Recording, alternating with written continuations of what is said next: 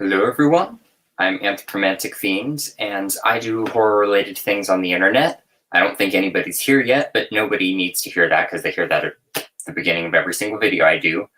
But I'm here just to do a live stream because I felt like doing a live stream. I thought I would be either on or watching some streams this week, but all of those got canceled, so I'm just here doing my own thing. And I had another thing that I wanted to promote, so yeah. And may end up having some guests on here at some point too. Don't know, but feel free to say hi. Interweb Kaiju, hello, Jacques. I haven't seen you in a while, and I haven't seen you on my channel before, so I appreciate seeing you here. Let me know how it's going.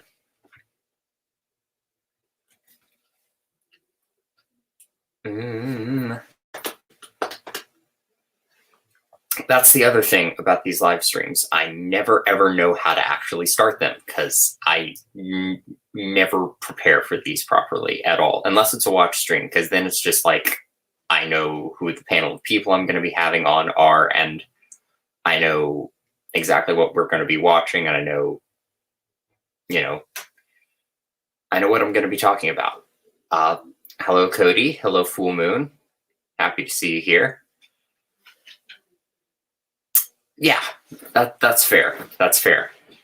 I just get really particularly awkward on these streams because I plan them and then I'm like, I'm going to do this, I'm going to say things, and then it's going to be awesome. And then I turn on the camera and my mind just goes blank. It's horrible. I'm going to wait for a few other people to get here, and then I'm going to probably talk about the thing I want to promote, because this time I do actually have one thing that I would like to promote. So, yeah. I do actually have one topic of conversation. My sentences are weird today.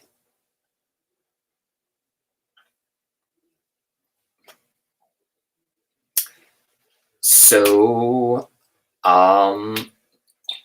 let me know what you've been watching lately.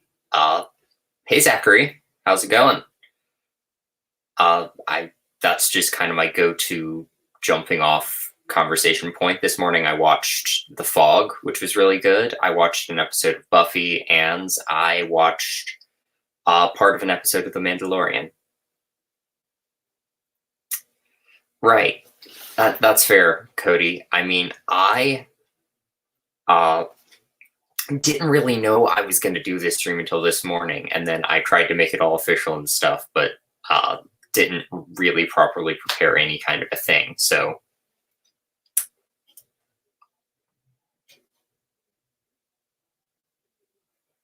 Come and See. I've heard that title, but I've never seen the movie, and I don't really know what it's about.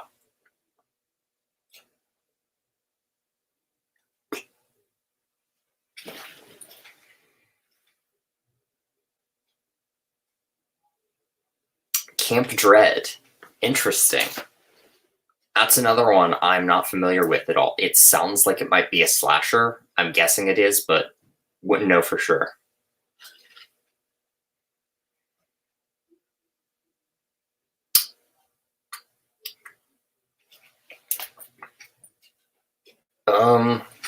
Crap. No one wants to just sit here and watch me do the awkward silence thing. War film mixed with nightmarish, surreal moments. All right. Interesting. Mayhem. I've heard that movie title, and I remember hearing stuff about it, but my mind has gone blank on what that one's about too. Nice. I love The Invisible Man. Which version did you watch that was more faithful to the novel? I'm curious, because I thought that the Universal Claude Rains film was fairly faithful to the novel, although it does also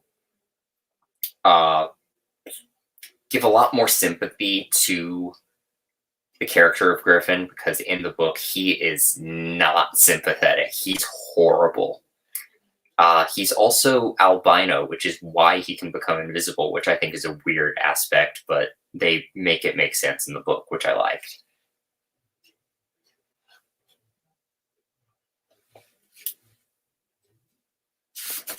Hello, Max. How's it going? At the moment, just talking about whatever, talking about what folks have watched recently.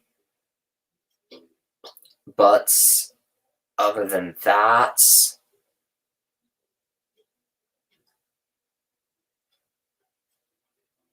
currently, I just lost my train of thought. This is how not prepared I am today. It's on Prime. Interesting. Felissa Rose, Danielle Harris, reality show at a summer camp. I'd be up for that. Anti-Semitic. I had not heard anything about that. Yep, hunkering down and preparing for the nasty weather. Same here. If I seem a little on edge or scatterbrained today, that is partly because the weather here is god-awful, and there is a possibility the power will go out, and if that happens, I'm gonna freak out a little bit, so yeah.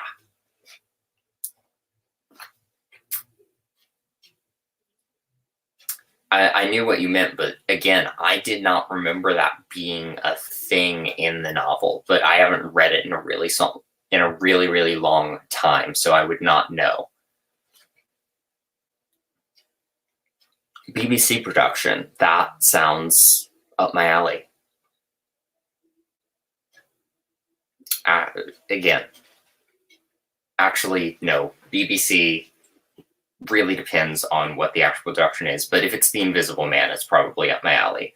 Although I did watch a TV show version of it a while back that had absolutely nothing to do with the novel except that it involved an invisible man, and he was the hero of the story and going around basically spying and fighting criminals, which is kind of a Universal's invisible agent, but also not. Harsh Weather, yep. What's up, Collector Man? How's it going? So it looks like we have 10 viewers now, so I would like to talk about the thing I wanted to promote really quick. We can get into whatever other general topics we want to at that point, but coming up probably on Sunday, which is going to be February 14th, Valentine's Day, I'm going to be releasing the first episode of the next installment of Anthro Reads, which is my reading series. I've only done one book so far, being Carmilla, which I really enjoyed, and it probably got a lot less views than everything else I did on my channel, but the people who did watch it gave me really positive feedback on it, which I appreciated. So I'm going to be reading a novella that I wrote called Lily, and I'm going to be, as soon as I say the name of what I'm reading, the viewer count drops. Lovely. I'm going to be reading that, and I'm going to be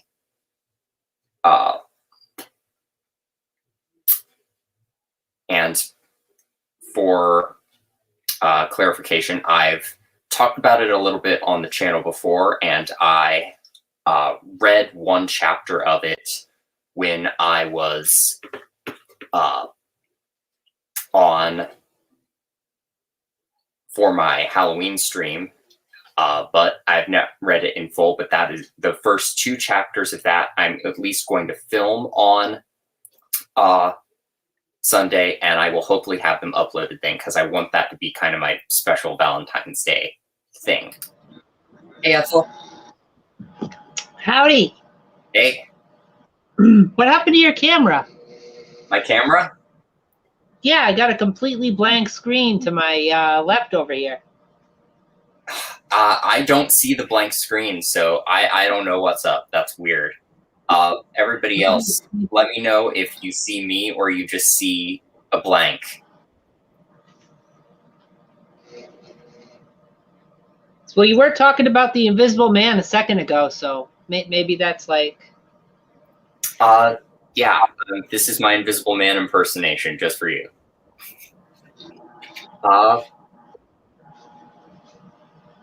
Zachary asked. Yeah, what was that? Surprised. Where did everybody go?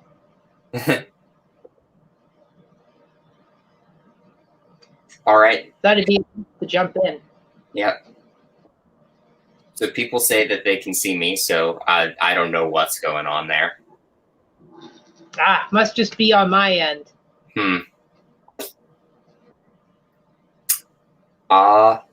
Let's see.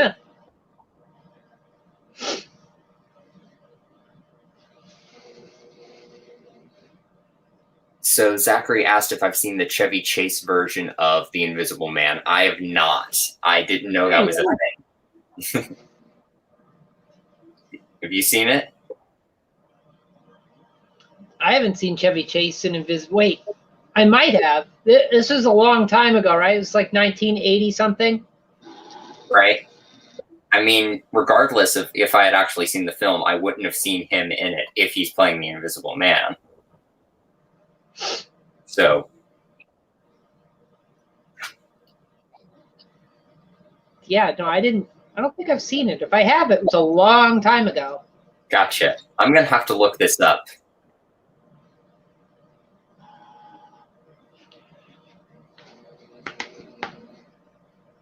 Oh, friend is being helpful. Just sent me, when you do your streams, write down the topic list on a sheet of paper. Super helpful. So thank you. You got to have the notes. Mm-hmm.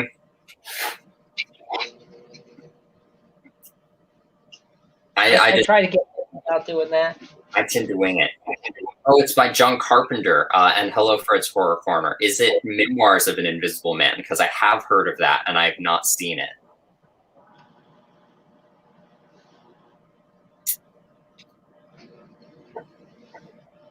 Oh, and Maddie, you're probably gone now, but thank you for the well wishes. I know of Shock Treatment, Jack. I have not seen it. I've heard very mixed things on it, but I want to see it at some point.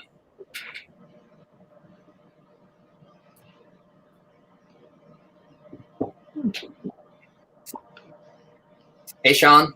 I'm glad you're stopping by. I appreciate you saying hi.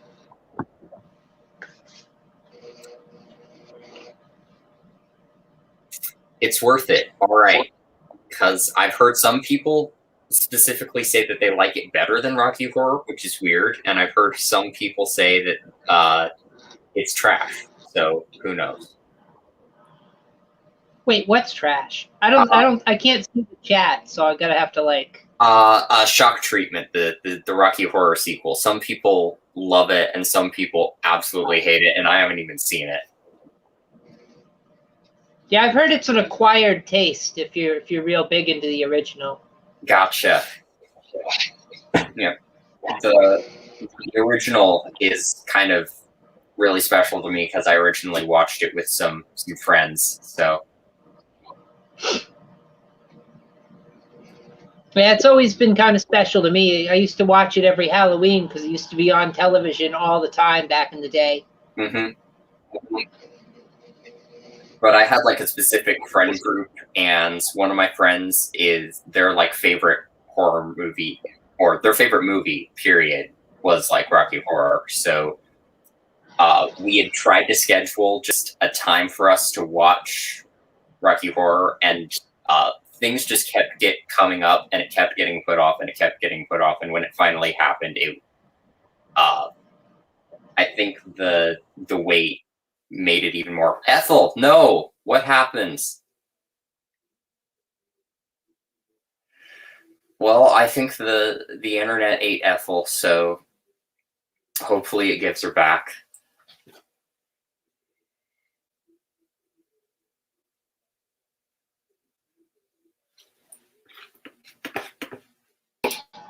You're back.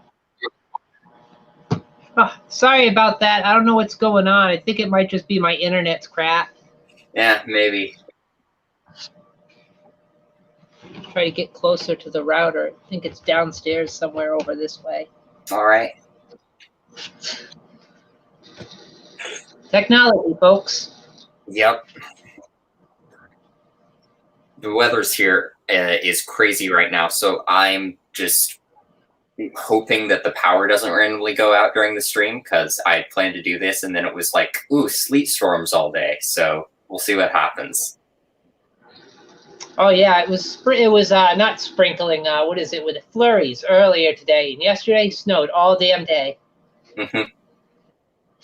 So sucks. I'm supposed to be experiencing Texas right now, and I'm back in Maine. So winter.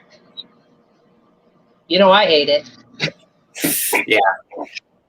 I mean, we've had like snow on and off for the past weeks, and all of that's been nice. But today it was just like sleet storms. All the roads are going to freeze over. Everything's going to be horrible. It just got really intense for no reason all of a sudden.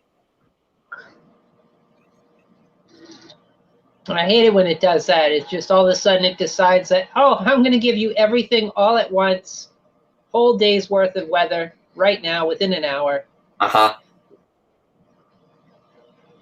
And I'm actually scheduled to do a thing that needs to be done outside tomorrow. And so the weather picked a really nice time to get awful. So we'll see if the weather clears up in time tomorrow. So who knows? I've just been waiting for a break in it where it's like nice enough where I could actually go and weatherize my scooter, which I never got a chance to do, what with my whole Texas debacle. Right. Oh, God. Like springtime will come, I'll need to go somewhere, I'll hop on that thing and nothing will happen. It'll be great. Not so many people. I keep forgetting to say hi to people. Hello, David. I appreciate you being here. Oh, Jacques. Shock treatment or Rocky Horror. I'm not sure which, but you watch, I'm guessing, Rocky Horror on Thanksgiving. That's an interesting Thanksgiving tradition. Yeah. It's kind of odd. Oh, go on. Not quite a turkey, but okay. No, not quite. Unless it's the remake, right? I haven't seen the remake, so I wouldn't know. I've heard it's not great. Yeah, I've heard much the same. It's like, oh, okay, well, I guess I won't waste my time with that. I got the original, both versions on the shelf, so yeah. I mean, I don't know what you're talking about, Max. I go from complete silence to extreme death metal every time I wake up in the morning. I just press play on my personal Spotify playlist, and whatever weirdness comes up, that's what I get ready to in the morning. So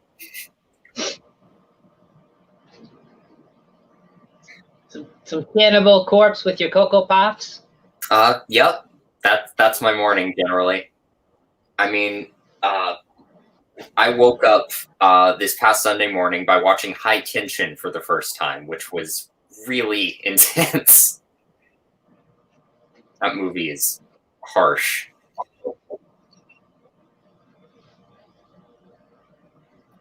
Yeah, I haven't seen High Tension. What was that like? Is that recent? 2000s. It's a French film, and it's kind of a slasher, kind of really brutal, extreme horror. There's a twist at the end, though, which I didn't really see coming.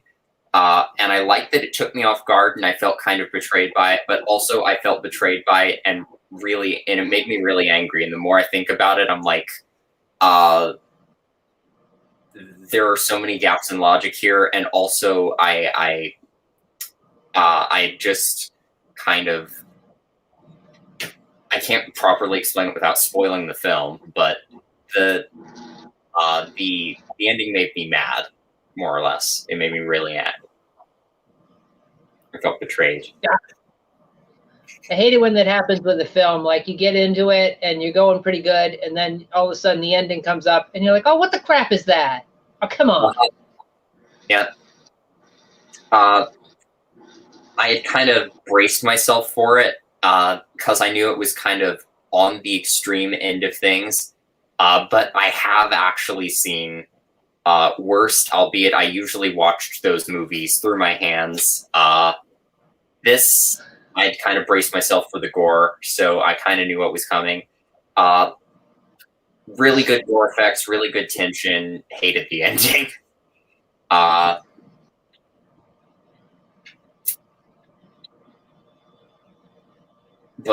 I know it's known for having a divisive ending, so I'd like to hear other people's thoughts on it. Spoiler free.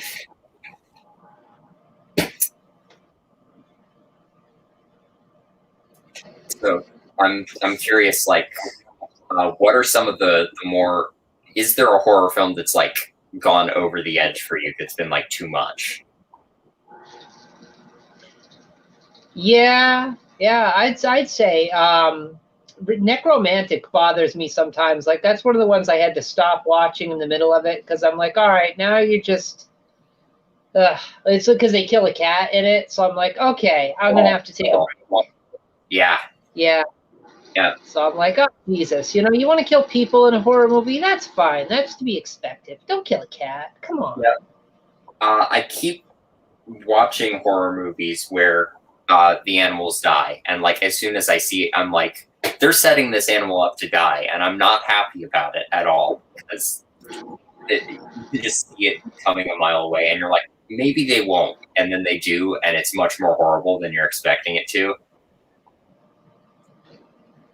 Yeah, and it's weird because like if you're not expecting it at all, it's worse. I think because like I wasn't expecting it at all, and then it just came out of nowhere, and I'm like, oh, for crying out loud, really, really? And I'm like, I'm done with you, movie. I finished it eventually.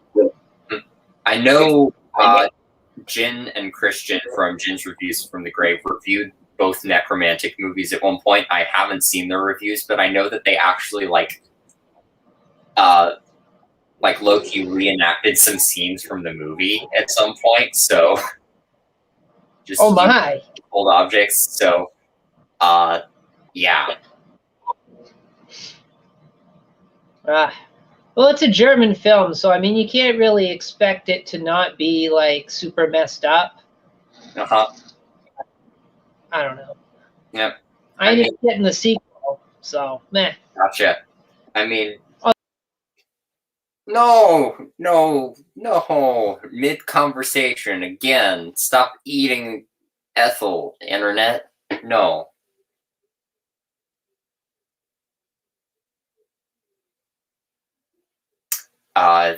Yep. Salo and Cannibal Holocaust are both on my list of movies to never watch.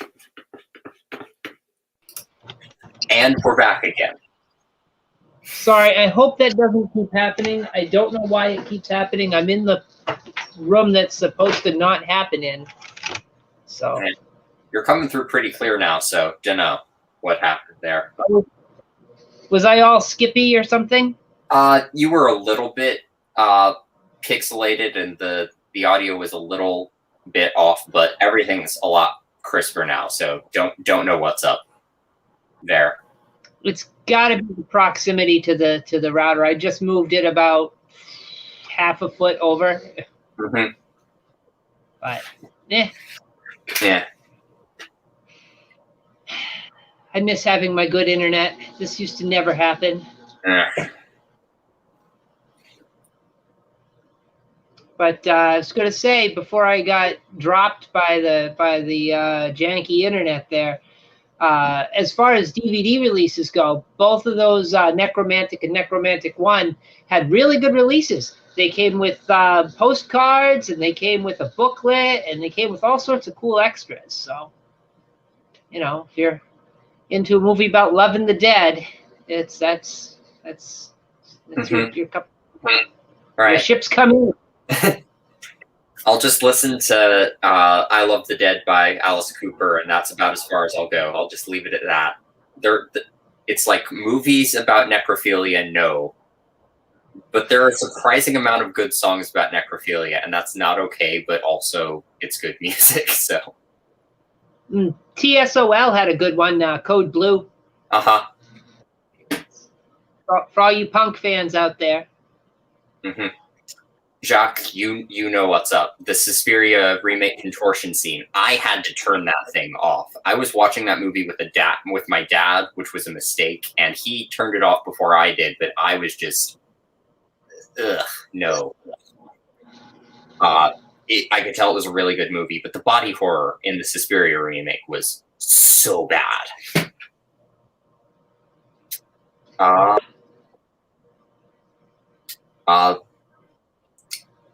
Just as storytelling, and in terms of unexpectedness, I think the twist in the high tension is good in some ways, Mare. And I get what you're saying, but I don't know what they were trying to get across with the twist ending, and some of the implications there just, I didn't like it.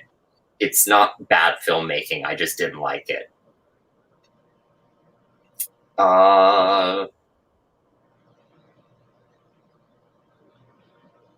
were we? I've lost my train of thought again. Body horror is bad. Twist of endings. Yeah. Oh, songs about necrophilia. That's the other thing. Because Max brings up Avenged Sevenfold has a necrophilia song. It's a very popular topic in music, apparently. Apparently, at least for the bands that I listen to, which, wow.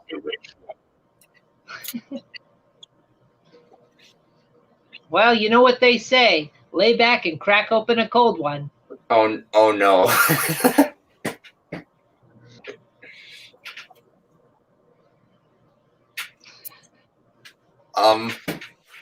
What was I gonna say? Creature Feature, they're another band I really like. They have a song called "A Corpse in My Bed." No subtlety there.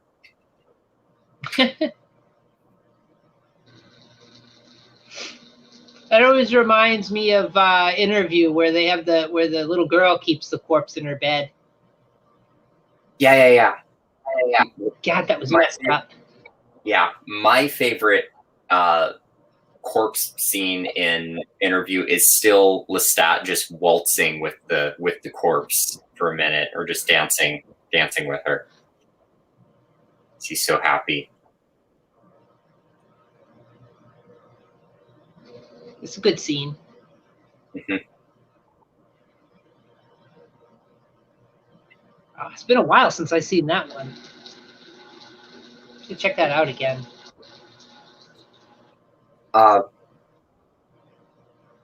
Crap, I lost my train of thought again. Ooh. Which movie were we talking about? We were talking about Interview. Oh, Interview. Yeah. I just finished rereading the book for the second time, and I'm going to be starting the Vampire Lestat for the first time, because I have like most of the Vampire Chronicles book, because my librarian was like, "Oh, you like Anne Rice? Here's her entire bibliography," which I just happened to have, and just gave me all the books. So I'm still trying to get through all of them, but the Vampire Lestat was not one of them, and that's like the second book, so I had to just go out of my way to buy a copy, which I finally did. So I'm gonna read all the Vampire Chronicles this year, hopefully, although they're long. Well, it's like you got to, because it's part of a series. It's like I get the same way with the DVDs. Like, even if I don't like the film, such as with certain films, like, not that I didn't really care for Necromantic. I mean, it's okay, but I had to get the sequel because it's one in a series. Mm-hmm. So like I got all these superhero movies because they're all connected, so it's part of a series. So it's like, oh god damn, would you stop making them for a few years so I could have to keep collecting them? Jesus. Right. I know the Vampire Chronicles books get really weird at some point, because like one of the most recent ones is like Lestat in the city of Atlantis or something, and it like reveals that vampires are actually aliens that also like started Atlantis. So Don't know what Anne Rice was on when she wrote that one, but I'm not mad. It sounds like she read the Space Vampires when she was writing that one. Probably. People might be more familiar with that. The movie Life Force was actually based off of that book.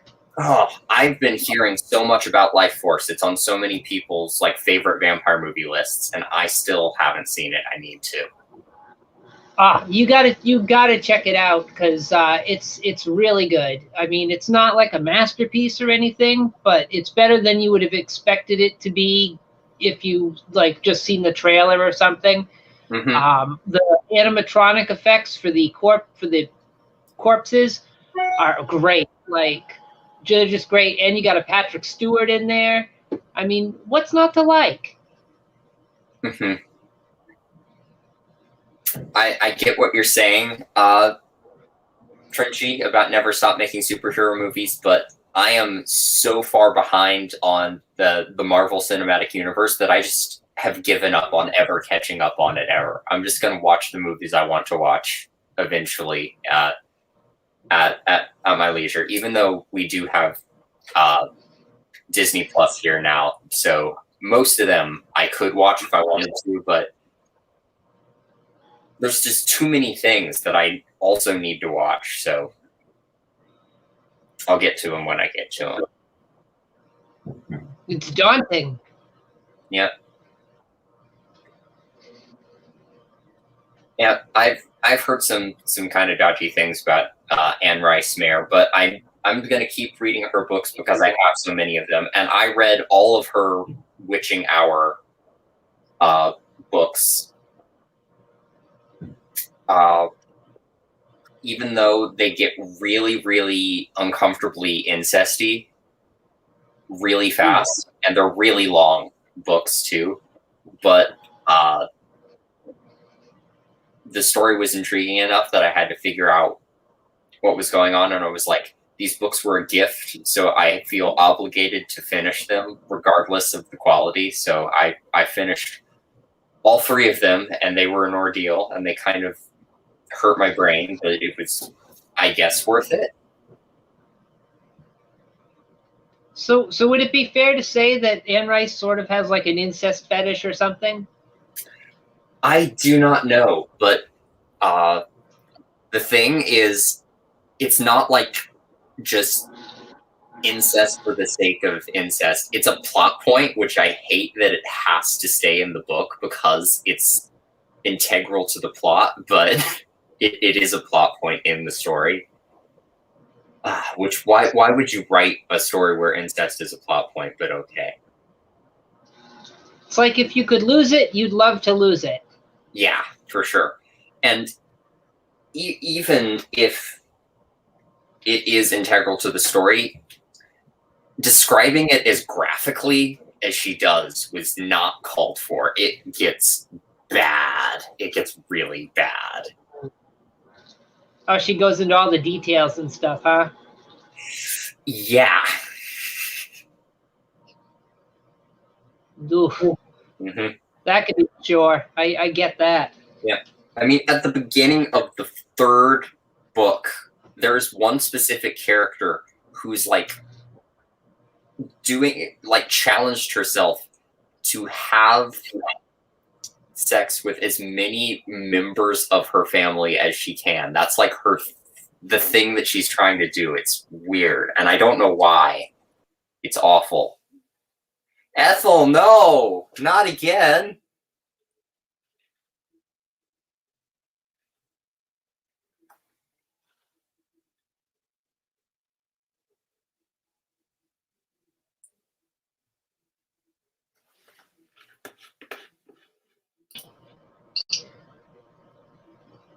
Sorry. All right. Maybe the internet was like, "Can you stop talking about incest now?" The router got uncomfortable. It's like, leave me out of this, guys. Yeah. But that's a weird goal for a character in a book to set for themselves. You know, I mean, some people collect stamps. Some people want to go to like every state in the country, or whatever. And some people, hey, as many members as my family, gonna shtuck them. Yep. She is doing it like that. It's like a collector's thing for her. She's like checking them off a list. It's so weird. Ugh.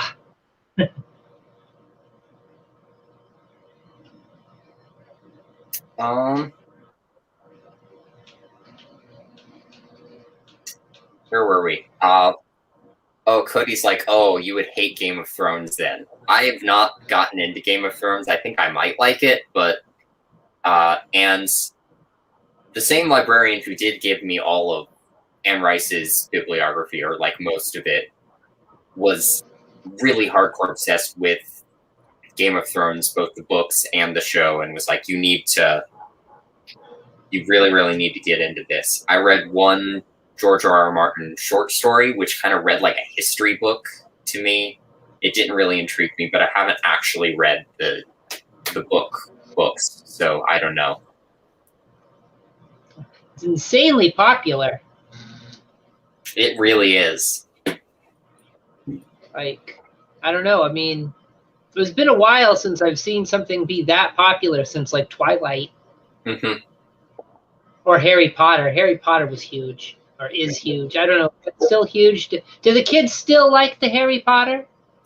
I kind of grew up with Harry Potter. That was kind of my thing. I still like it. I think it has definitely died down a lot more recently, but people are still into it, including me. So, and the Fantastic Beasts movies, things are still happening. The third one, though, was supposed to have Johnny Depp in it. They barred him from being in it, and everybody's like stepping away from supporting J.K. Rowling now, including me. So do not even know what's going to happen with the third movie. I think just the Harry Potter the Harry Potter fans should just create their own fan film separate from all of those people. Just create a fan sequel. They're still have to gonna pay J.K. Rowling though if they do that, because she owns the IP on that. So yeah, I mean, if it's a fan film and it's not monetized, they wouldn't have to pay her.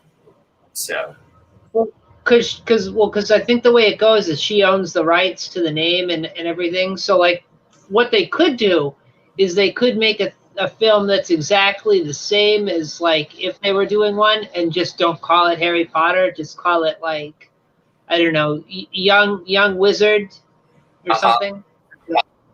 The title needs work. The title needs work, folks. It does.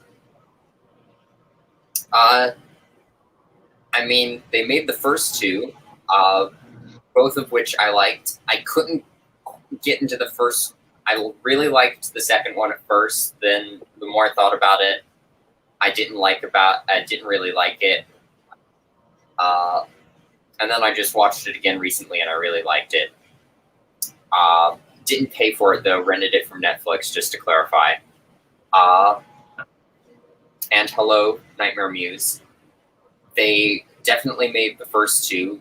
I know there were plans to make a third one because it is totally like a completely unfinished trilogy. I want to know what happens next because it totally ends on a cliffhanger. But yeah, don't know what's going to happen there. And anything could happen. Mm-hmm. Yeah, I'm with Jacques and Maddie here. I want more story, but I can't support Rowling anymore, and I'm not giving her any money. So we'll see what happens. Yeah, it's I gather she said some questionable things about certain people, and yeah, some very questionable things, which she is continued to perpetuate, from what I understand. Nightmare Muse, you have come to the right place. Nightmare Muse is recommending The Worst Witch, and you did The Worst Witch live stream on Halloween when we watched the movie. So, and you talked about all the similarities. So, yeah, Very similar concept, very similar in execution. You know, almost. Well, almost. I mean, Worst Witch had Tim Curry, and Harry Potter didn't have Tim Curry, so. Yeah. Harry Potter had a lot of good actors, but none of them were Tim Curry, so doesn't count. Did he sing in front of a green screen, Harry Potter? No, he didn't. No, he didn't. God, I love that movie. Next Halloween, I'm probably gonna, even though it's gonna get a copyright claim like nobody's business, I'm probably gonna make that into an episode of Trash Picture Theater. Just for little plug in there, folks. Little plug there. That would be fun. I'm definitely looking forward to that. And you're absolutely right, Jack and Max. Hogwarts in real life would be a terrible school. Their health and safety is terrible. I mean, Dumbledore on the first day is like, just don't go onto the third floor if you don't want to die, okay? He doesn't, like, seal up the third floor or anything. He just says, you could die if you go to the third floor, just don't go there. Nothing for it. Not even a twist tie on the door or anything. I mean, come on. And then, lo and behold, the staircases, which like to change, just sends 3 first-year students into the deadly third floor place one day.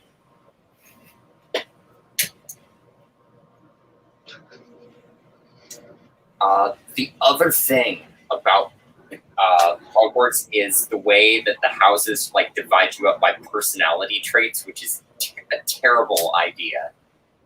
And they treat all Slytherins like garbage, even though they're just like supposed to be the ambitious ones. In the Deathly Hallows, just because one Slytherin does a bad thing, the headmistress is like, okay, everybody needs to. All the Slytherins are gonna go down to the dungeons now, and she just like. They try to redeem some of them, but they're like, all Slytherins are bad at some point, and it's just, why? Ugh. Yeah. Yeah, that makes no sense. You know, you punish everyone for one person's transgressions. It's just ridiculous. Yeah, and I mean, it's like it's this whole thing where you've got 3 different houses that are all seen as good, and then one house where it's just like, it basically just tells you that ambition is evil. Like Nightmare Muse is like, didn't you know that ambition is evil? It's like all the Slytherin characters are just, they like say it's the house for ambition, but literally just all of them are just jerks. It's just saying they're evil. They try to give redemption arcs to maybe 2 characters who are Slytherins, and then 1 Slytherin character in Fantastic Beasts. But then they're like, no, everybody else in Slytherin sucks, which I hate. It's kind of a weird message to send. It's like, oh, don't have ambition because that'll make you a bad person. But it's like, ambition is what, like, creativity and ambition go hand in hand, you know? Mm-hmm. Or at least successful creativity and ambition. Uh-huh. But it's like such mixed messages at the same time because there's this whole thing where Harry could have been put in Slytherin at some point, so they're saying there's a little bit of that in him, and that's not necessarily a bad thing. And then at the very end of the story, when it's like flash forward to years later and he's sending his son to school, and he's like, what if I get put in Slytherin? He's like, I named, your middle name is the name of one of the greatest wizards I ever knew, and he was in Slytherin. So if you get put in Slytherin, that doesn't necessarily mean you're a bad person. And it's just like, oh, nice, you're gonna say all Slytherins aren't bad after you've done nothing but show us that all Slytherins are bad, except for maybe 2 characters for over the course of 7 films. So I guess the lesson is like there's exceptions to rules sometimes, but not always. But don't be ambitious, but it's okay as long as you're one of the exceptions. And it is very mixed. Yeah, it's weird.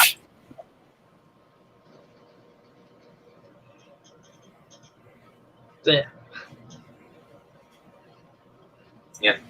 Yeah, but that really isn't the greatest message to put in your movie or your book. Mm-hmm.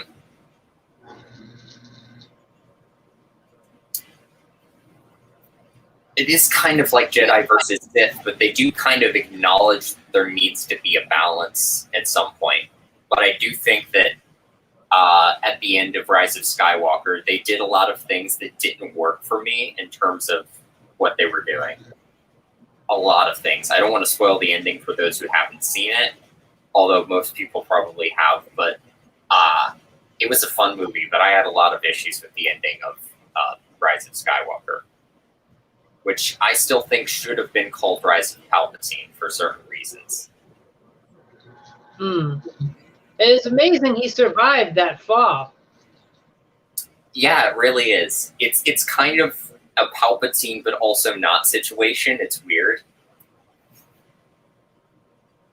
I don't know, like, probably an unpopular opinion, but I feel like they should have just stopped and not made any more, because, like, they did the prequel trilogy, and that was bad enough, and then they did all these new movies, and it just sort of feels like anything we learned from the very first 3 movies and anything they tried to, like, rehash in the prequel trilogy has just sort of been thrown right out the window, and we're not to care about that. Let's just...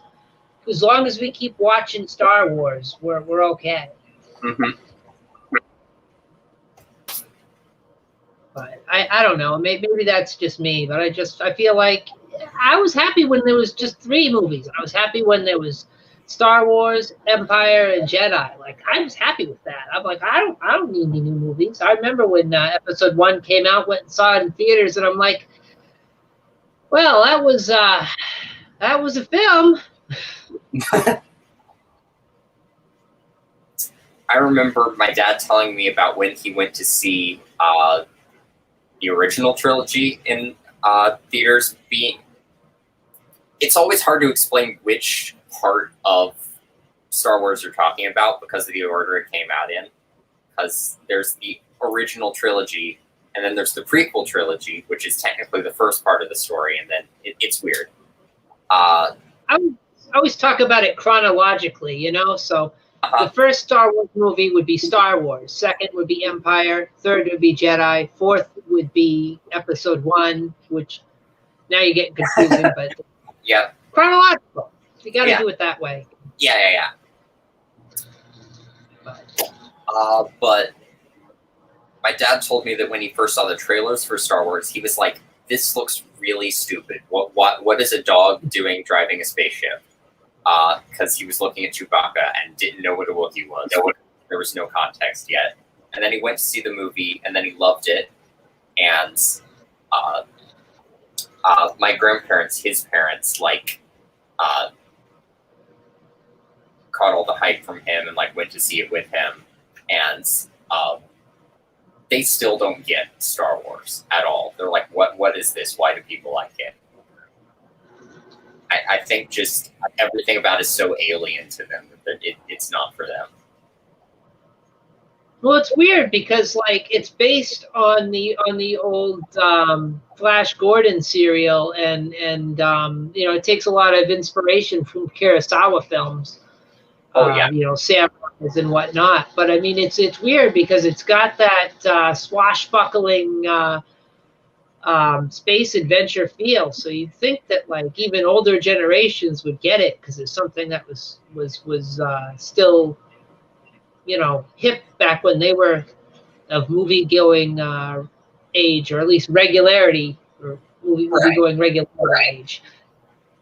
I just don't get the sense that, like, the epic space stuff was ever really their thing in any context. So I don't know, but well, that could be it. I mean, some people just plain don't like science fiction, which is fine. You know, that's an opinion. You know, and that's a valid one. I mean, it's not for everybody. Yeah. Hey, Trenchy. What's up? The Trench Man. Mm-hmm. I saw you guys talk about Star Wars and Harry Potter. I mean, I'm like, I would love to get up in here, you know. Yeah. Thanks for having me. Yeah, that's your calling to some extent. Yeah, man. I just saw you guys talk about. I'm like, I should hop in because I love those franchises. Mhm. So first, to address what Nightmare Muse is saying, I disagree. I think that in some ways magic has become dulled in film, but even some big budget movies are still really good. But especially in the world of indie filmmaking, there's a lot of magic in movies. I've seen a lot of beautiful films just that came out last year.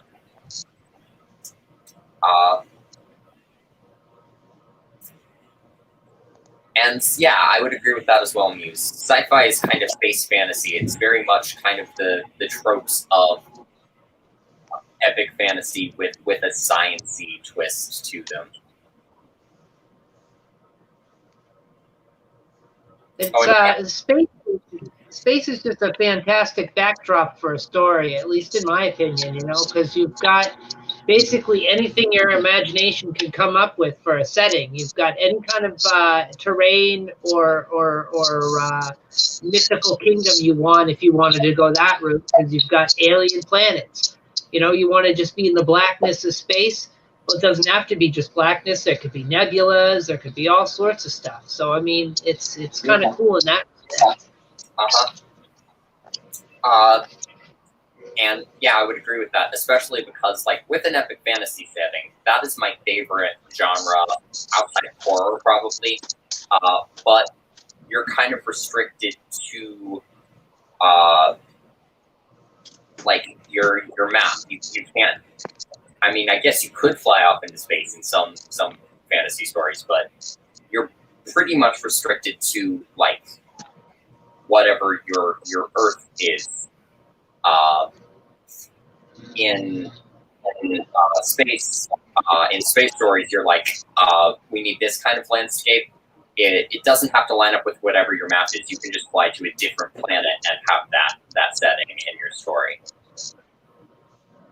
Yeah, man. That's why I love Doctor Who, is because not only can he travel through time, he can go through space. So you're going other planets, aliens, back. You literally, the possibilities are endless. Yeah, and not just different planets, different dimensions and different timelines.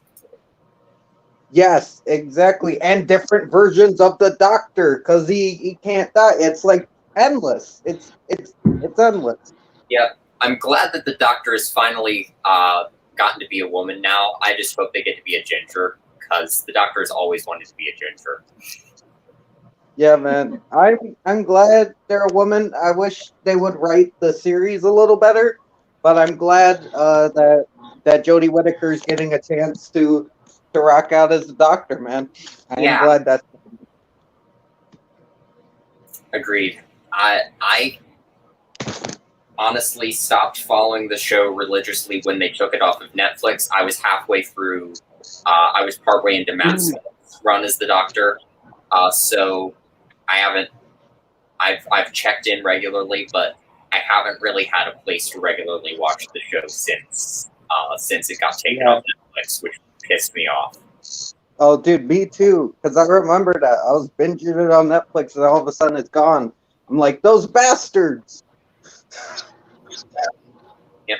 I mean, Cody, do you think some forms of science fiction will become reality soon? That has been happening forever. I took a pop culture and history class a while back, and they had us watch the Trouble with Tribbles episode of Star Trek, and had us look at, like, the automatic opening doors and just note down things that would have been sci-fi at the time that have become just everyday technology now. Mm-hmm. There's actually a cool documentary all about how Star Trek inspired a lot of the modern technology we have today. It's actually hosted by William Shatner. It's called How William Shatner Changed the World, and it's actually really good. I don't know if you guys have seen that or not. Yeah, that's definitely not an egocentric title at all. God damn well, it talks about Star Trek as a whole, so I mean, That's but fair. it's hosted by him. So, Right. Yeah, you know. He hams it up big time as the host, so I mean it's good for a laugh as well for just interesting information. Mm-hmm. There's this one William Shatner movie I want to see. I saw like a trailer for it, and it's like William Shatner dealing with like demon women, and there's like a goat attacking people. I'm like, there's a goat attacking people. I need to watch this movie. Devil's Reign. Oh shit! Devil's Reign. I watched Trivial Theaters. They did kind of a MST3K riff tracks type of review, or just look at that film. I may have to link that in the chat for people who want to see it, but it was really fun. Nice. There's oh, sorry, Trenchy, go right ahead. Oh no, I was just saying nice. You can go ahead, Apple. I was just going to say there's a cool rumor that everybody knows now, because now it's such a common fact, it's like common knowledge, that the Michael Myers mask, which was modeled after a mask of William Shatner, it said that the mask itself might have been taken from the casting that was made for Devil's Reign. Or, yeah. So. Wow. So that's a fun little rumor / might be true, might not be true. They can't really confirm it, but they can't say for sure it isn't the case, because it looks very similar to the casting we did for that film. Yeah. Speaking of William Shatner masks, I watched the Halloween 25 Years of Terror documentary not too long ago, and there was this whole section, because this thing came out shortly after H2O was released. Nothing else had been released yet. So they were like, where are they going to take the franchise next? And one person they interviewed was like, I want them to take off Michael's mask and actually have it be William Shatner underneath there at some point. Mm-hmm. That'd be great. He'd be like, Spock! Oh yeah, John. I didn't realize it was the same movie that you were talking about.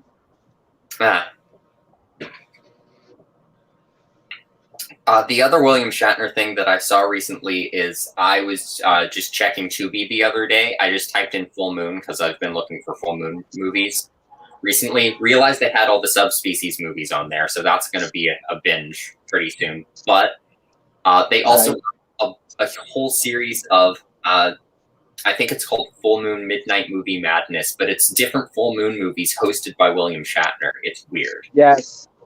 Yeah, man, he has his own show like Joe Bob or Elvira. Yeah. That's I like how something he's- I do. That's got to be cool. I should check that out. I haven't watched it yet, but I definitely would recommend looking into it. I'm definitely going to be watching some of those. I'm just going to go on a crazy full moon binge pretty soon. That's just going to be all I watch. Oh yeah. Hey, Coffin. They got a lot of films, Full Moon. Yes, they do. Just in the Puppet Master series, there's 14 movies? My God, they need to calm down. Dude, there's like 14 movies. There's a couple clip show movies of Puppet Master. You got Puppet Master versus Demonic Toys. You got a Blade spinoff. It's like, you guys need to chill. Puppet Master meets Doll Man. Oh, wait, there's a Puppet Master meets Doll Man? Yeah. Fuck my life. I love that franchise, but it's just, I have not seen them all. And I don't think I ever will. Yeah, they're just going to be making them. Well, it's a very prolific studio, because they really they saw this direct-to-video market and they went all in. They're like, no, we're not even going to try to make the big screen films. We're just going to go direct-to-video all the way and make as many films as we can, just churn that profit out. Mm-hmm. I remember as soon as there was even talk of a pandemic, like before lockdown had even set in everywhere, they had already cranked out a Corona Zombies movie made of a little bit of footage they had shot and just stuff from other zombie movies that they had made. Yes. Yes. I'm telling you, they must be heavily inspired by Roger Corman, you know? Oh, there's actually a documentary out there somewhere of Charles Band from Full Moon and Roger Corman talking about exploitation filmmaking together. I haven't seen it, but I've seen the trailer, and it looks fun. Ah, that's got to be great. I gotta see that. That would be fun to watch. I love Full Moon and all their glory and trash fires. I love it. Yeah, I'm kind of questioning of. I find Charles Band a little questionable sometimes because he's totally an exploitation filmmaker, but I know they were doing the whole if you sign up for Full Moon streaming, you get a Puppet Master box set box set a while back. But people started complaining about, oh my god, movies in specific cases are screwed up, and I feel like they're just kind of throwing them out there without any. They just had a batch of Puppet Master box sets, and they were just like, screw it, because Evil Stevel, Yeah. the Full Moon streaming, and they just clearly didn't care because they just were like, here, have two. They just gave him two whole box sets, which he totally doesn't need. Mm-hmm. Hey, Marty. Marty is in the chat. Hey, Marty. Oh, You guys want to know a fun fact about Puppet Master 6? Sure. please. Okay. So have you guys seen the 70s movies about snakes? It's called, like, literally 5 S's. I've heard and seen the title, but I haven't seen it. I've heard it's something. What you do is you watch and Puppet Master 6 in a row, because I swear to God, Puppet Master 6 beat by beat ripped off. It like totally ripped off. The whole movie is literally the same thing. Wow. Same exact plot, huh? Same exact plot to a T, to a fucking T. Yeah, I found a series on YouTube a while back. I only watched one episode of it, so I don't even know if they made more. But it was just called "I Liked It Better When It Was Called," and it was just comparing one movie to another movie that basically follows it beat by beat. And they showed how Oz the Great and Powerful, the kind of Wizard of Oz prequel that Disney put out a while back, which was directed by Sam Raimi, and I loved it. But Yes. they showed how it is basically Army of Darkness, beat for beat, and they're absolutely right, but I do not care. Oh shit! I didn't think of that. I'll have to rewatch that because I love the Return to Oz with James Franco. Yeah. Forbidden Zone. That movie is a trip, John. Wow. The Elfman brothers are weird people, and I love them. I will get to that eventually, John. I know you recommended it. I will watch it eventually. Yeah, I have some friends who are particularly just Elfman aficionados, and I am to some extent, but I've kind of gotten into some other areas. But they're just like all about Danny Elfman all the time. So, Nice. yeah, Forbidden Zone is a mess, but a wonderful mess. They're like reenacting like bits of Betty Boop cartoons and Three Stooges bits, and just making them really weird and perverse and messed up, and it's great. That was a weird noise. It's the aliens. They found us. Ah, Finally, about time.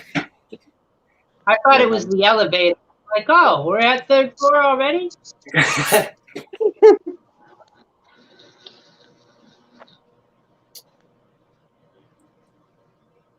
Oh man.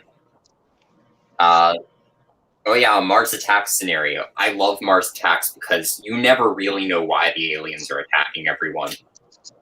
They try to Because they're aliens. yeah, they try to translate their speech, and it comes out as utter gibberish. I love the Martian ambassador's speech so much that one year for Christmas, my sister had a shirt with part of the Martian ambassador's speech on it made for me, and I cherish that shirt. It's funny. Well, I always. Oh, sorry, Twitchy. Oh no, you go ahead, Ethel. I was just gonna say I always relate that or associate that movie with Christmas because when I got it on VHS for Christmas when it first came out, and it always reminds me of Christmas. I don't know. It's just an anecdote, but yeah. Interestingly, the shirt was a Christmas present for me, and I just got a bunch of Tim Burton stuff that year specifically because I was in full Burton obsessive mode at that point in my life. I wanted to be Tim Burton. I was just drawing constantly, and I still have a bunch of drawings from that point in my life. All of them just look like Tim Burton. There's no me in them. It's all Burton. Oh, yeah. But I still cherish that point in my life. Yes, Maddie, you can see my Metallica shirt if you would like. I got this. Hey, Maddie. See them on the World Wired tour, which is fun. That's dope, man. Thank you. What's your favorite Metallica song? Oh, that is hard. One that is really close to my heart is actually from their most recent album, Hardwired, which is Spit Out the Bone. It's a super thrashy song, and that one is special to me because it's one that I learned to play on guitar, and it was one of the first like really fast, intricate, aggressive songs I learned to play on guitar. And the first time I actually played it, I didn't have any kind of guard on my wrist, and I actually like skin started to peel off of my wrist because I was doing so much tremolo picking, and it was nasty. And just stopped for a while, but yeah, I have a very personal relationship with that song. Nice.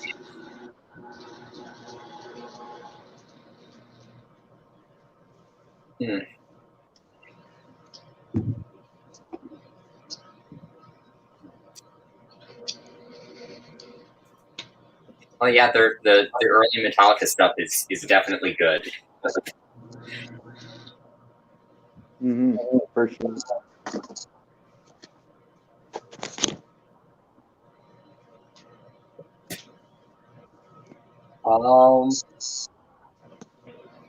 I appreciate that, John. Terror at Orgy Castle. Full Moon says he saw a movie called Terror at Orgy Castle today, and he says it's from the 70s. I'm not surprised. That sounds like a 70s movie through and through.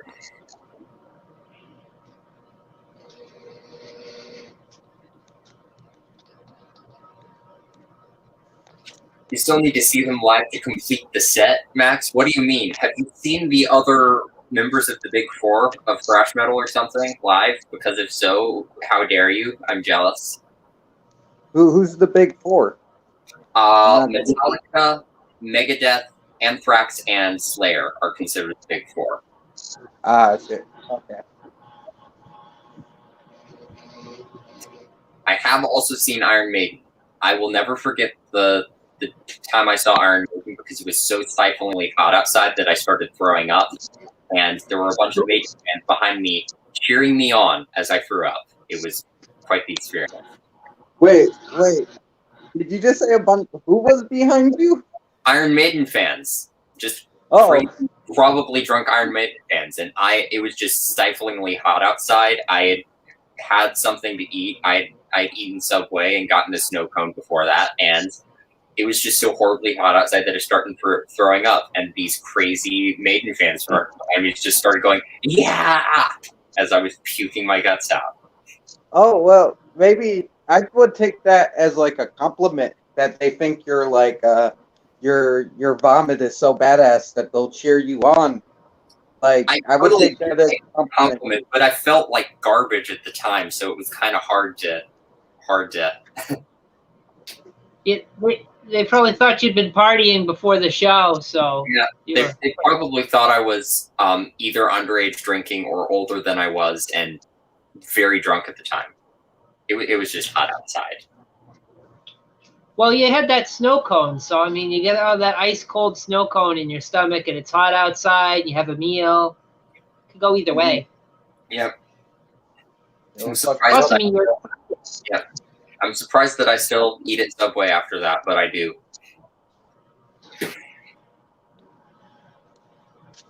it's the bread, man. It's the delicious bread. I'm still jealous. Max went to see Coheed and Cambria and Mastodon together. Have you listened to them? Nope. Nah, that sounds badass. John, what are you trying to insinuate? He's saying blame it on the heat, Anthro. Sure. Fucking John. I think he thinks you were partying, pre-gaming it, and everything too. Yeah.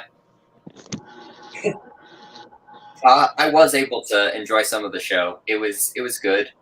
And I was fine throughout Ghost's set beforehand because Ghost was the opening act, and they had a little mini satanic ritual beforehand, which is always nice to see.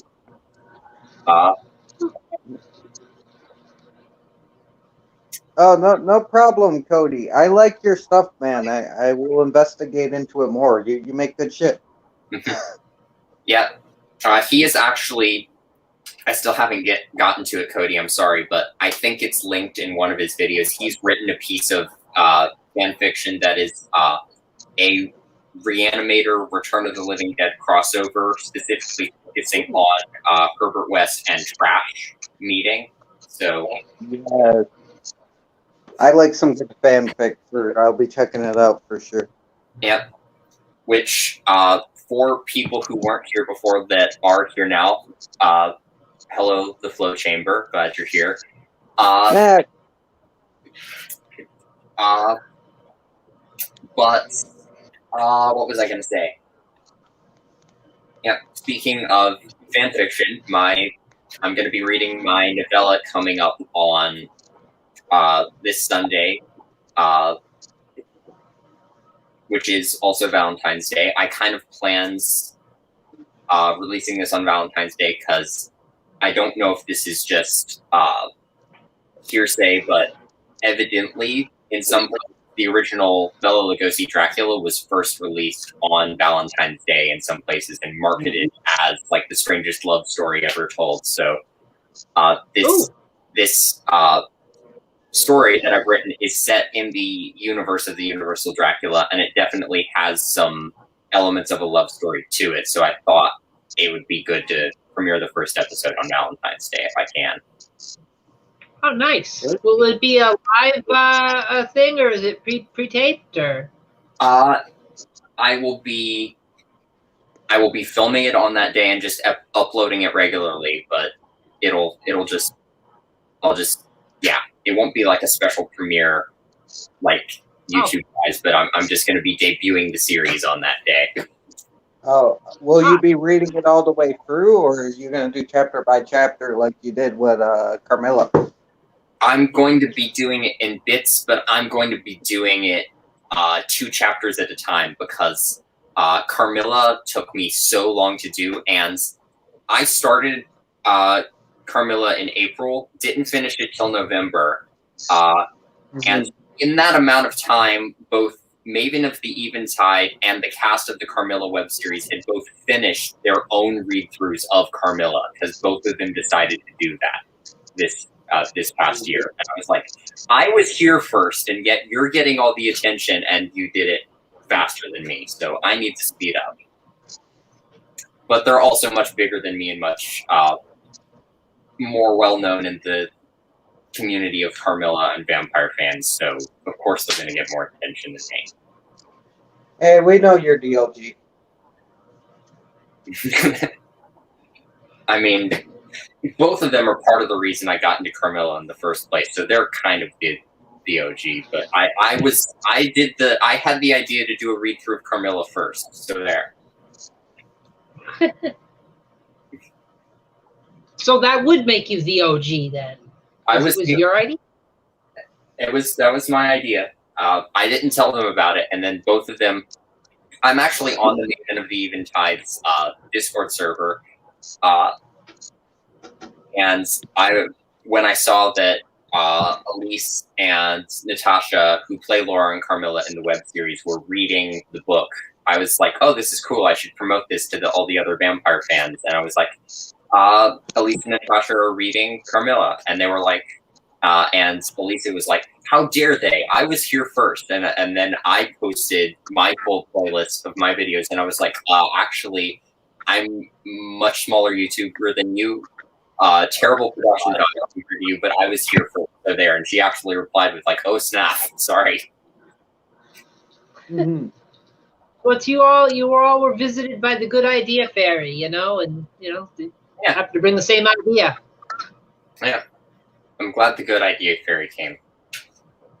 It happens. I see it happen. It happens to me before I even make videos half the time. It's like, oh yeah, I guess I won't do that then.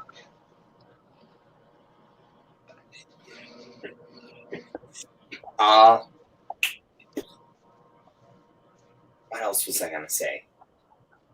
Okay, so I don't know how many people know this, but I also have a second channel which I haven't uploaded to in months. It's called Martin Reads, and it's a for kids channel where I read a couple of Dr. Seuss books and all of Fortunately the Milk by Neil Gaiman, which is his kids' book.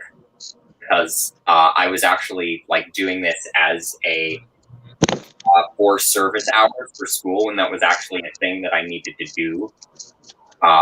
So I was just reading kids' books, and that was originally how I got the idea to do the Carmilla reading, because I was like, I'm really enjoying doing these really low-key readings for kids. I should do this on my main channel with something more horror-oriented that I want to bring more attention to. Yeah, man. Huh. So you'd be adding more videos to that channel then, or? I'm not sure, because I cannot upload directly from iMovie to that channel the way I can with this one, because something about iMovie directly syncs to the Anthropomantic Theme channel, and I can't get it to switch to the other one.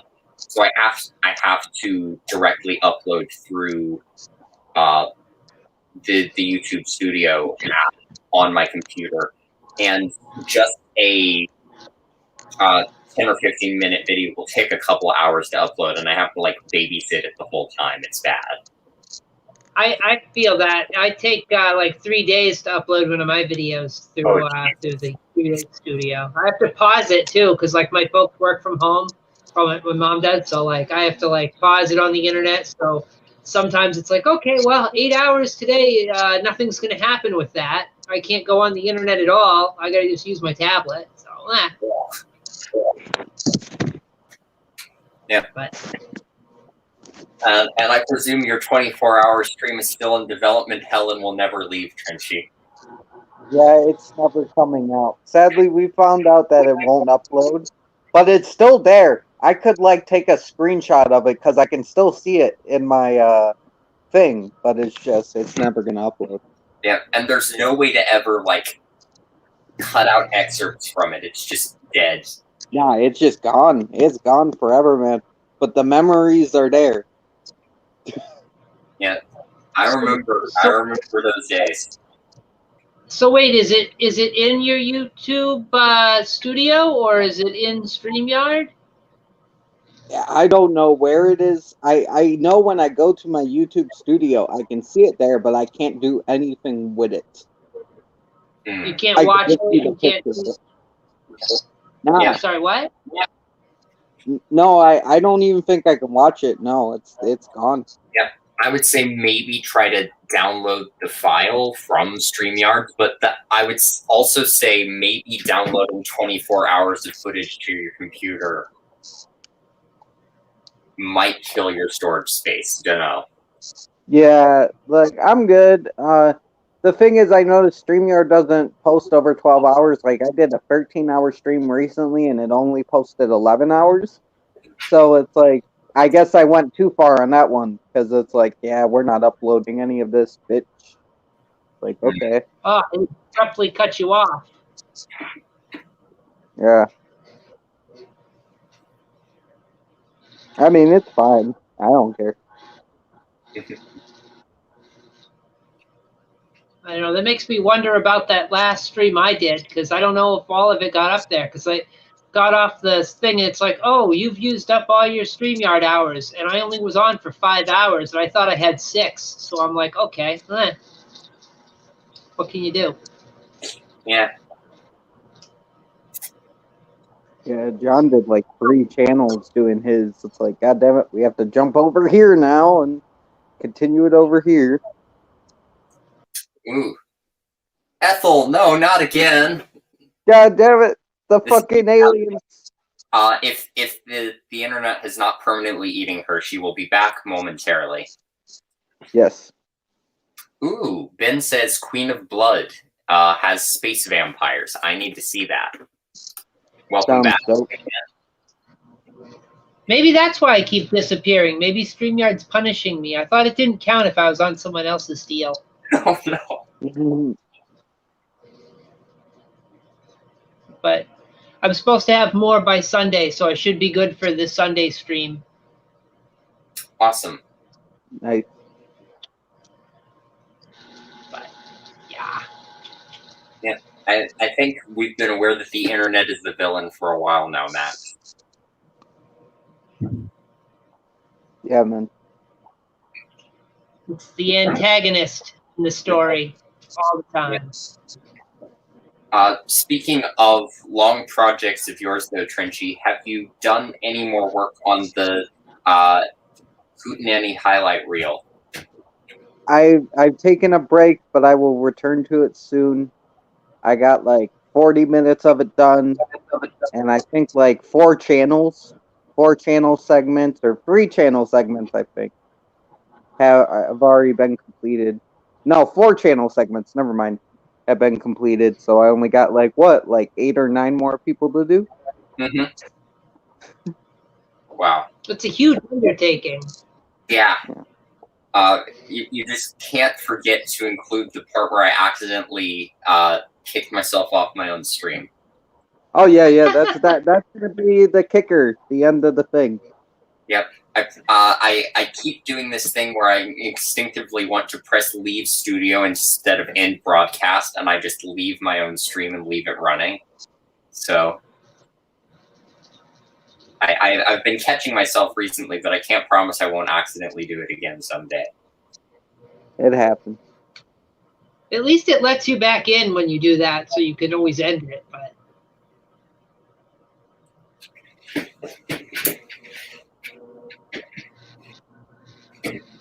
that happens to people, I think. I think it happens to a lot of people. Mm-hmm.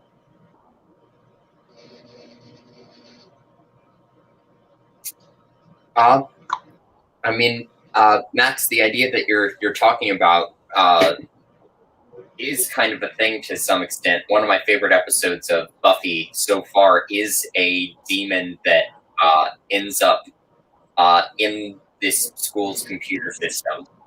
That's fun. I gotta season rewatch 1. Yeah, that's season 1, and still one of my favorite monsters because they end up building this mechanical facsimile of the demon for the demon at the end of the episode, which is really cool.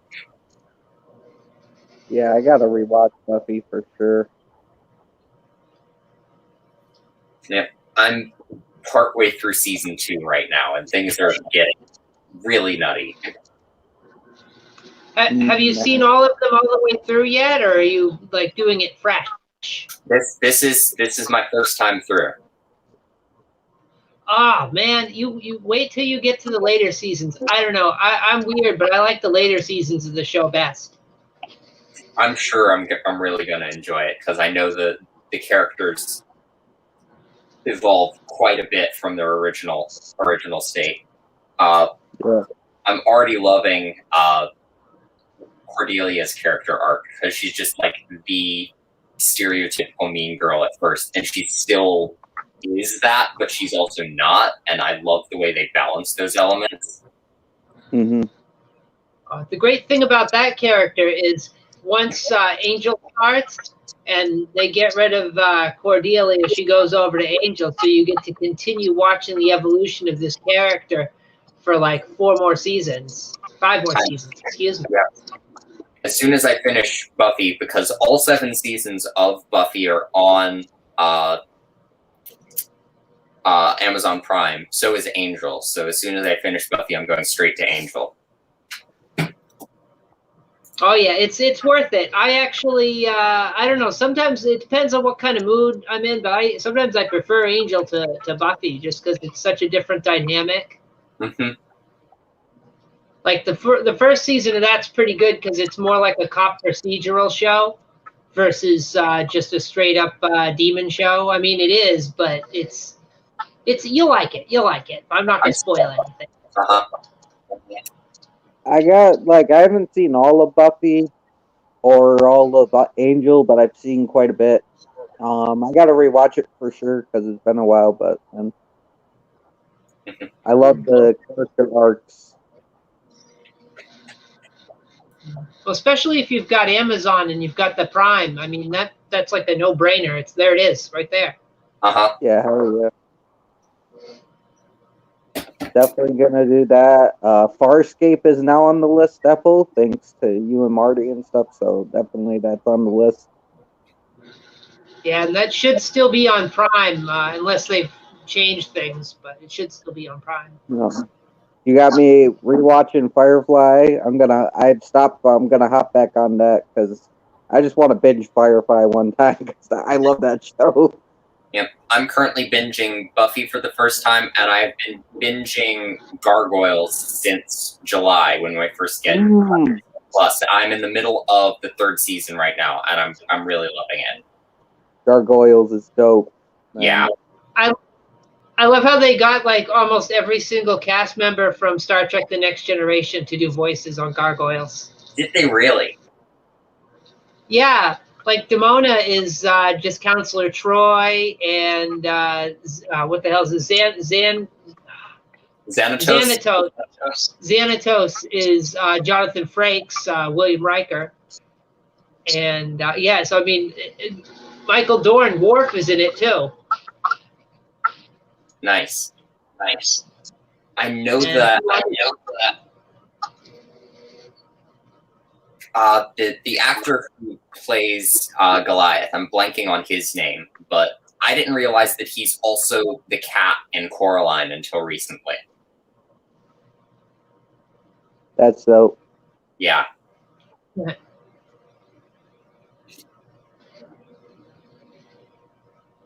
Oh, Ben's binging The Twilight Zone. I started it a while back, and I occasionally start back again, but it's not something that hooks me where I'm like, I have to know what happens next because it is an anthology series. So I need to go back and just binge Twilight Zone again at some point.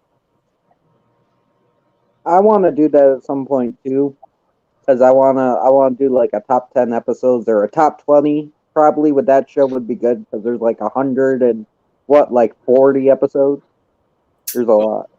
Yeah. My longest binge of a series was I got the full Shout Factory box set of Beetlejuice the animated series. I was binging that thing for like a couple years straight, practically. There are that many episodes. Do you want me to grab it and show you how big that thing is really quick? Sure. I didn't know there were that many episodes. Oh God, it's so long. And my family got so sick of hearing the Beetlejuice theme song in the morning, every single morning. They were just like, can you please stop, Martin? Because it gets really really one note at some point. It's just Beetlejuice makes a pun and then turns into that pun. It's just the visual pun show at some point. It's not even like macabre. It's just punny. Mm-hmm. But it's very punny. Yes, I will be back in a moment. Yeah, me too, Collector Man. I gotta finish the last couple seasons of Supernatural.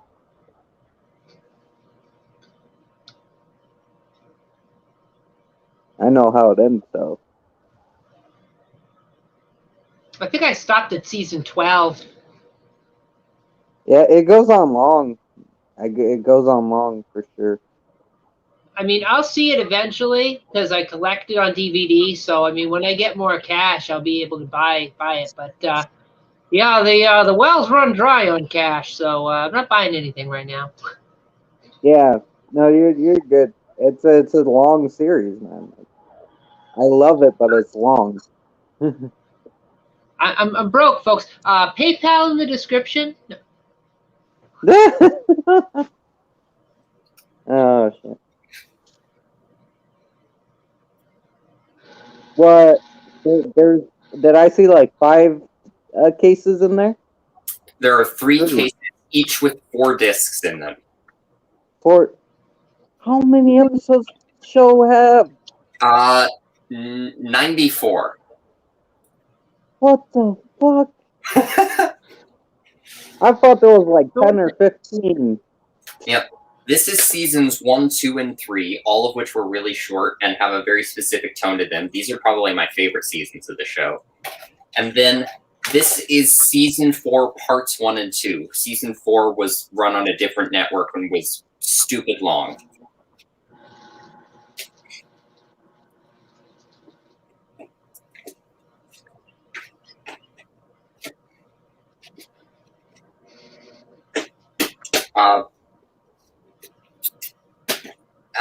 I said it 3 times. I guess it's showtime.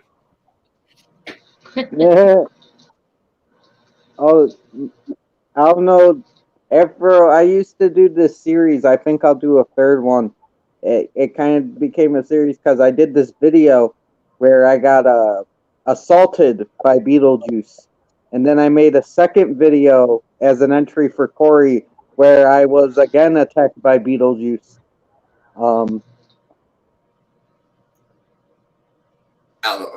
Like what was the context for this? How did you make the video? What was the technique? Oh, what I did was I just said Beetlejuice's name 3 times, then I blocked out the camera and started yelling.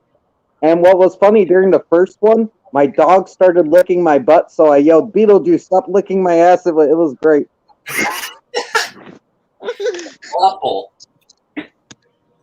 Oh, Now, see, go on. you know, Trenchy, you wonder why people come up with the animal things when they talk about you and stuff. It's like it's things like that. Your dog was licking your butt. I didn't ask him to. Jesus. It's okay because it's your dog. Yes. It's really not. Oh. I felt violated, man. I'm the one that feels violated. You shouldn't have sat. You shouldn't have sat on all that peanut butter.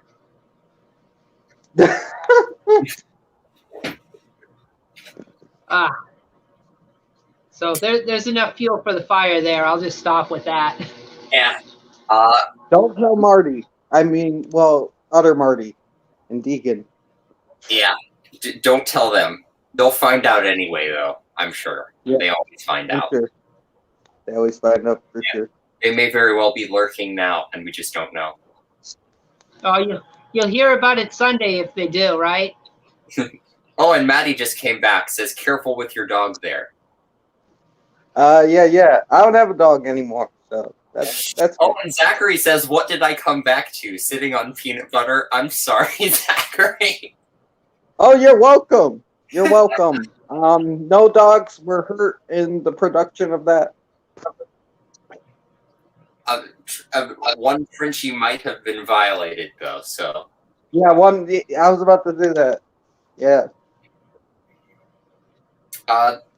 Going on a completely different tack, Full Moon says his fiance binged the complete Dark Shadows, all 1,000+ episodes in 2 months. Jesus, how do you do that? You would have to just sit in front of the TV, doing nothing but watching Dark Shadows all day, and just taking breaks to put food into your mouth and relieve yourself, and to sleep. Dark Shadows is amazing, though. One day I'd like to try to watch all the episodes, not in 1 month. But just watching. All of it's on Tubi right now, for the record. Wait, everything in order? Everything in order, and even the pre-Barnabas Collins episodes, which are basically just an eerie, creepy soap opera without the vampires of the supernatural. Maybe a little super. Yeah. No, I want everything. I want pre-Barnabas Barnabas, After Barnabas, the remake. I want everything. Yeah. Time traveling. Oh yeah, the part time of the travel is series. great. I have a best of set of Dark Shadows episodes, and they basically cut Barnabas's storyline into like a long form movie, starting in the olden days with the time travel stuff, and his whole like love triangle with Josette and Angelique, and then jumping into the earlier episodes, which are now modern day. So just this whole like Barnabas origin story movie cut together from different episodes. Yeah, thank you for telling me they're on Tubi and all of them. Because I want to watch it all. I want to watch The Werewolf. I want to watch Before Barnabas. I want to see it all, man. Mm-hmm. It was all on Amazon because a few years ago I was trying to watch them all in sequence. I got sidetracked though because I started watching Beauty and the Beast with with Linda Hamilton. But yeah, Ron Perlman. Like, I love that series. it also had Quark from Deep Space Nine in it too, Armin Sherman, who's also in Buffy. Oh, He was the principal in Buffy. right. Ethel. Oh, and you're back. That was fast. What happened? You were off the stream for like a split second, and then you returned. That was weird. Like all of us disappeared, but like everything stayed here. So I thought maybe it was you. Of course it's me. Of course it's me. Of course. We don't know what it was. Sorry, I'm trying to be good. It's my internet. I can't do anything about it. Apple, you're good. You're good. Maybe the string is knotted up. You know, we got two cans, string connected them. So. Ethel, Maddie is asking about your channel. So I'm not sure if you're a mod, but I will try and make you a mod so you can post the link to it if you'd like. Or can you see? If I could do that, I'm not really sure how to do that. If I had my laptop, I'd probably be swell at it. But on the tablet, it's kind of dicey. But if you want to go to my channel, it's 13 Originals, TH1RT3EN Originals, and you'll find it. You could just go to my Twitter and go in my description, and there it is. So. All right. I'm also gonna just jump on YouTube, find your channel, and post the link in the chat for people, because I always know it's 13 Originals, but I sometimes forget the number placement. So I just go to your Twitter and find it that way usually. Yeah, I feel so profoundly ripped off because Megadeth released an album called 13, and they spelled it the exact same way, even though I've had my channel for longer than they had the album out by like years. I think Dave Mustaine owes you some money. Yeah, where's my royalty check, man? Yeah, pay up. You gotta pay the piper. You know, everybody claiming my content. Let me claim something. Damn. Yeah, or we'll kidnap all your children.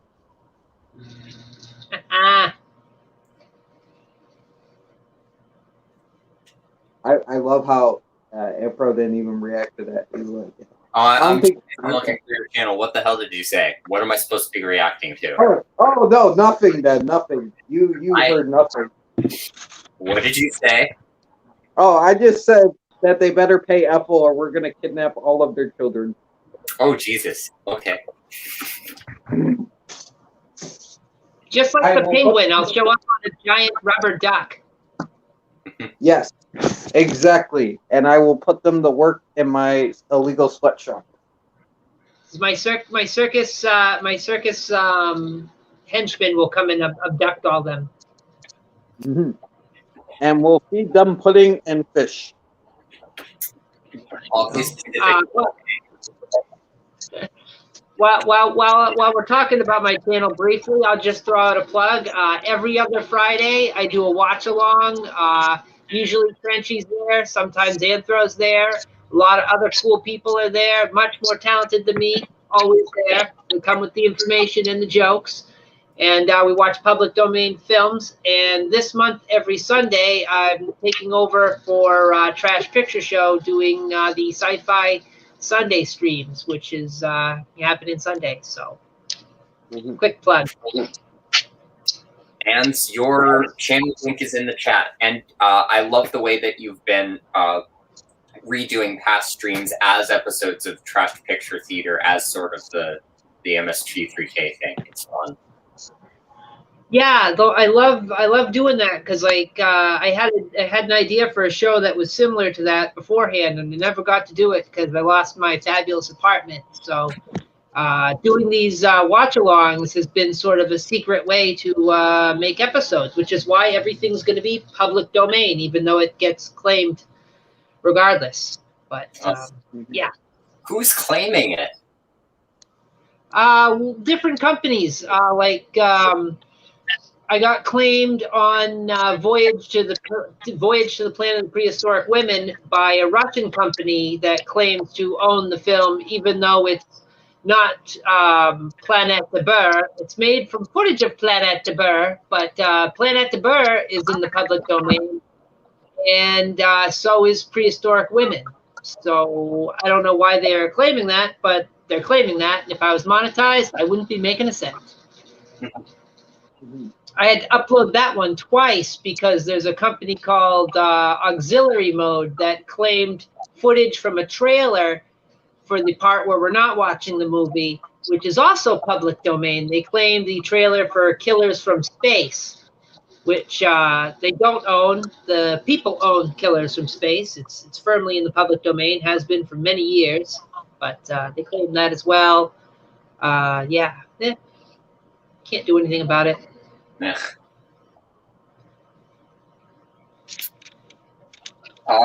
So, switching tacks again, I remember because my friend Max reminded me earlier today, you and me, Trinchy, we need to do our weird commercials stream soon.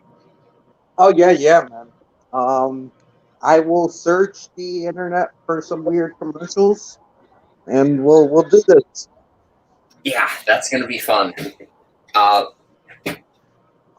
What was the name of the panda commercial we watched again? Oh, it is called Panda Cheese, and it's one of the best commercials ever made. By the way, it's a series of commercials, and it's great. It's so great. Yeah. I'm still waiting for Panda Cheese the movie. Get on it, guys.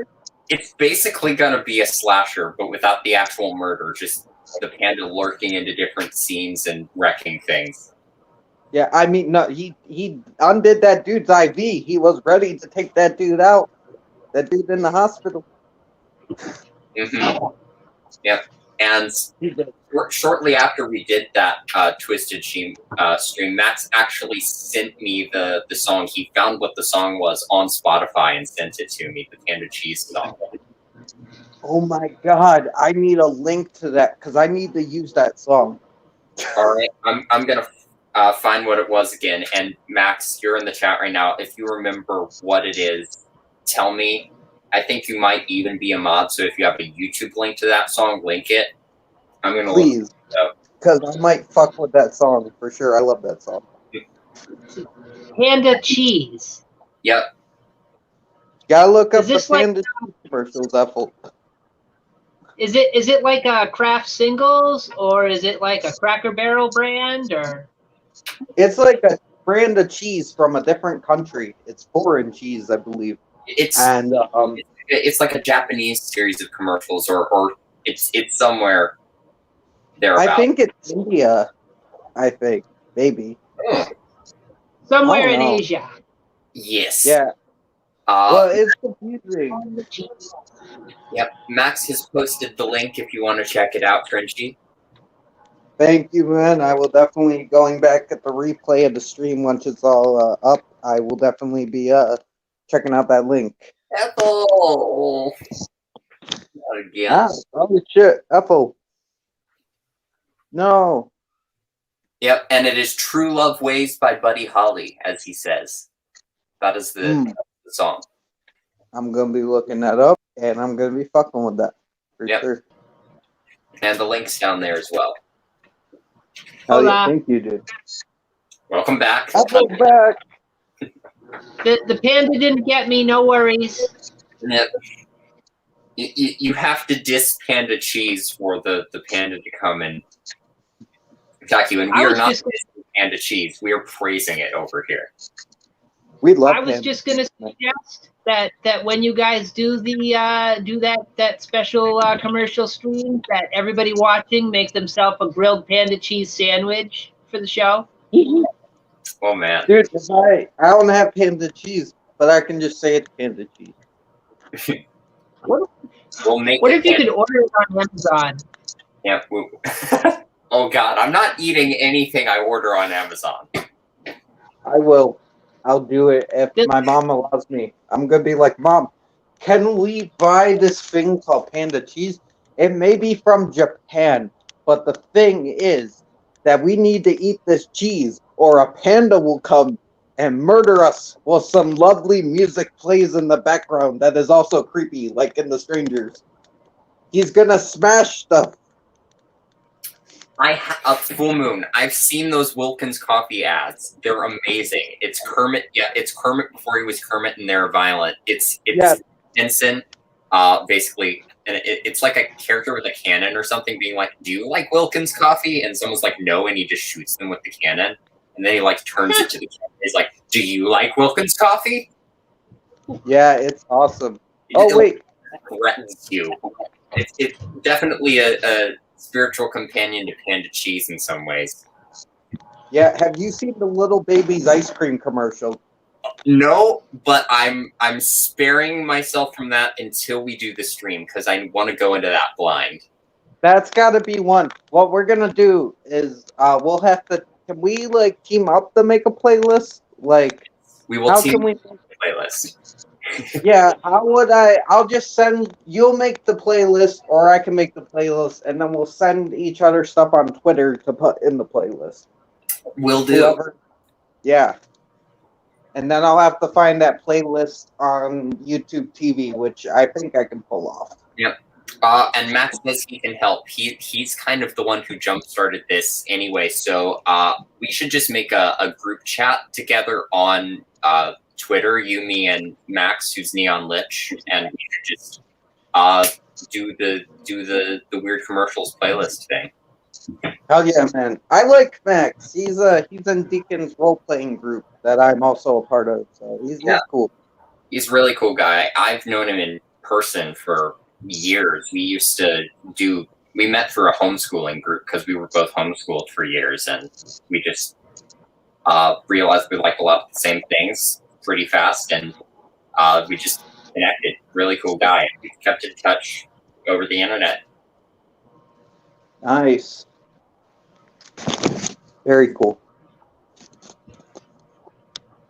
Yeah. I hope I can someday meet some of the people I know over the internet in person, because Oh yeah, dude. I would love maybe sometime in the future to meet you guys for sure. because I know there are some people like Corey who literally live in the same state as me, and we haven't met yet. Mm-hmm. Corey's awesome. I love Corey. That's why we need transporters, man, or those teleportation pods, like in the. Actually, no, not the pods from the Fly, because we know how that ends up. But transporters. Not a good idea. We need them. Oh, go ahead, Ethel. My bad. I just said we need them. We need the transporters. Yeah, man. I still want to go to Ireland and go right up to Marty's door, knock on his door. He's gonna answer it. I'm gonna be like, "Why is your country so fucking green? I want to do that. That's on the bucket list. That's on the bucket list." Not even tell him I'm coming. Well, tell him I'm coming, but not tell him when. And just knock on his fucking door. Yeah. Don't even tell him you're coming. Just buy a plane trip to Ireland. Just figure out. How would I find his house? That's fair. Get someone else who's, I don't know, figure it out. Yeah, I'll have to figure out. I could ask Deacon. I'd be like, Deacon, I'm heading to Ireland. Don't tell Marty. I'm gonna prank him. What's his address? Yep. I know his fiance is also on Twitter, so you could message her, but she might be like, "What the hell? I'm not giving you anything." Oh yeah, his girlfriend don't know me, so I can't like contact his girlfriend and be like, Yeah. Oh, yeah, Matt's distributing stolen TARDISes soon. That would be very helpful. I didn't know there was more than one though. Oh, TARDISes? Yeah. There was a whole garage full of them, in the show. Well, at one point in the show. I don't know if I don't recall that part of the show. Yeah, it was. I think it was the 50th year anniversary. They did a special episode. I have it on DVD. I recorded it off of the internet because I'm a cheapskate and they didn't release it here. But no, they had it. It was on TV. It was on TV. It was in the Peter Capaldi season. They went and they showed like original Doctor Who, William Hartnell, who really wasn't William Hartnell, but he's dead. But they had someone who looked steal it. You know what I'm talking about, Trenchy? I seen that crossover episode. I think I've seen clips of this episode. It's coming back to me now. It's the one with like all the doctors at once, basically. No, it's not that one. They did another one where it's just Capaldi and the first Doctor. Oh. And he steals the TARDIS from the Time Lords, and they're in a hangar, and there's a whole bunch of them, and they just sort of look like tubes. And like the first Doctor was about to do some crazy shit, or he was like giving up, and then he ran into Capaldi, and Capaldi gave him like a spirit back or whatever. Very loosely. But. I still like the first Doctor the best. William Hartnell did a great job bringing that character to life. But I love the whole bit with the hat, the suspenders, and I love that. Yeah. Absolutely.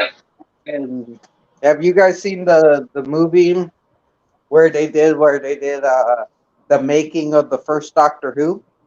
No. It's like a movie documentary where they have an actor. I think it's the same guy from the Peter Capaldi episode because he looks like William Hartnell, and they're like going through how Doctor Who was made, but in like a movie format. Yeah, it's very good. Mm-hmm. It's cool because they actually it's basically like a documentary in a way, but not really. But he brings across how William Hartnell was real concerned with like, all right, well, what do these buttons do that he's pushing? Like it had to have a reason. Oh wow. Because he thought like the kids would pick up on that.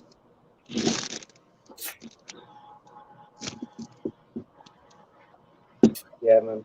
Yeah. It was dope.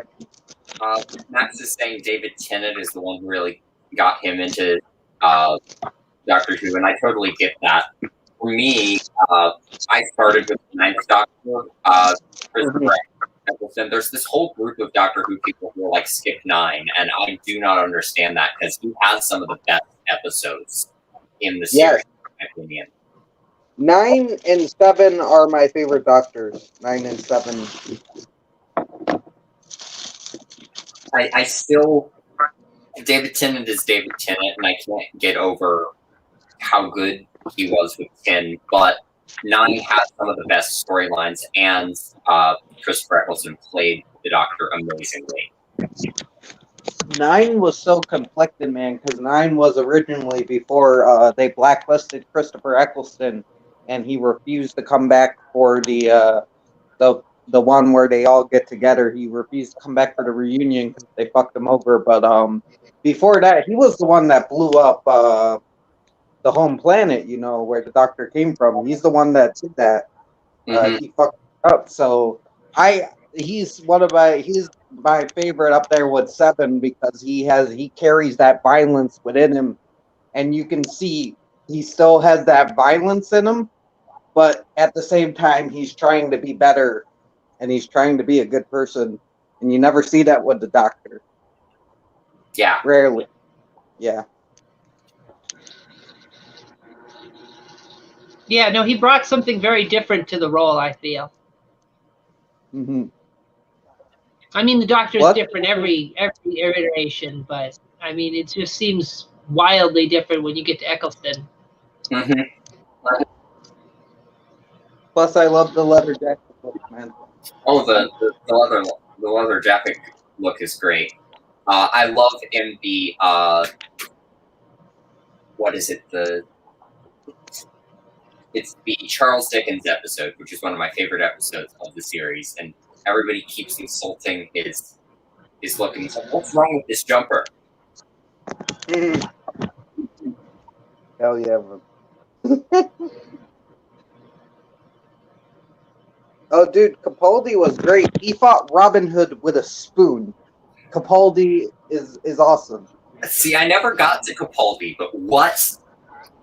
Yeah, yeah. They go. What happens is they end up going into Robin Hood, and the Doctor's trying to prove to Clara that Robin Hood doesn't exist, and this is just some crazy man who thinks he's Robin Hood or something. But he ends up in a duel with Robin Hood, and he all he has is a spoon, so he's like fighting Robin Hood with his like spoon, and he beats Robin Hood with a spoon. It's epic. And then it's literally him and Robin Hood have like a dick contest or like trying to prove who's better throughout the episode, if I remember correctly. And Clara's like, "Can you guys just get over yourselves, please? Can you guys just chill?"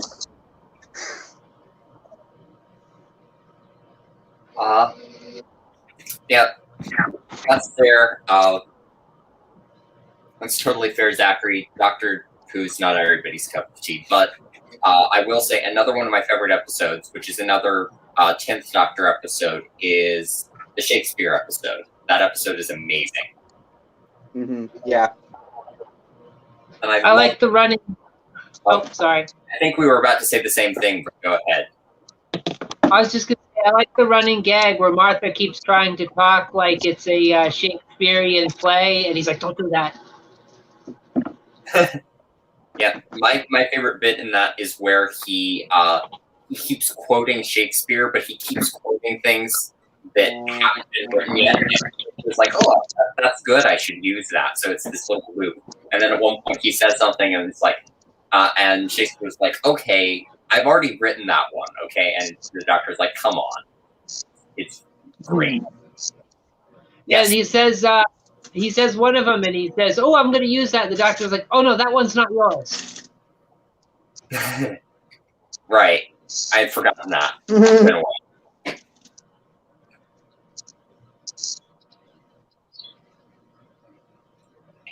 And then obviously there's Blink, which is just perfection in terms of time loop construction.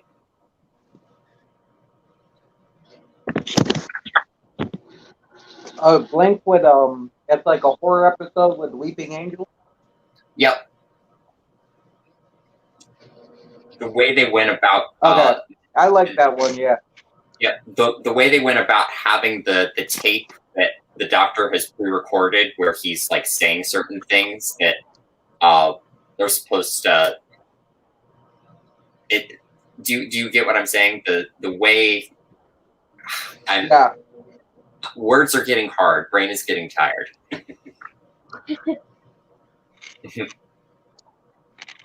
That's a great episode. But yeah.